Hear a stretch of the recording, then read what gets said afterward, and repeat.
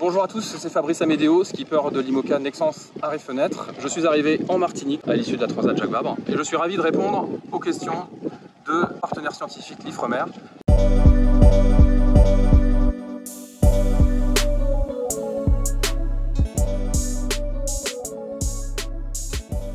Alors oui, tout à fait, j'observe de plus en plus en mer les conséquences négatives des activités humaines. Il peut m'arriver le matin de découvrir au lever du jour des taches noires sur le pont du bateau. Clairement, ce sont des taches d'hydrocarbures. Je vois aussi de plus en plus de plastique dans les océans, des bouteilles de plastique. J'ai à cet égard une anecdote.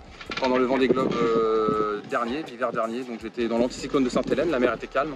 J'étais à 2000 km de la première côte et j'ai croisé pendant plusieurs heures quelques bouteilles de plastique. Comme la mer était calme, je les voyais bien en surface et ça a été un vrai traumatisme de voir toutes ces bouteilles qui avaient voyagé jusqu'ici, dans cet endroit si magnifique au milieu de l'océan Atlantique Sud.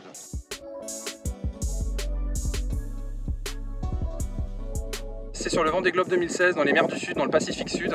J'ai été suivi pendant, je dirais, 2 heures par 8 cétacés de type globicéphale noir. Ils étaient dans mon sillage, à 3 mètres du bateau. Le bateau surfait les vagues, il y avait un vent assez soutenu. J'ai l'impression qu'ils avaient du plaisir à surfer à leur tour leurs vagues dans mon sillage. Et c'était absolument magnifique. Et c'était un très grand moment de ma vie de marin.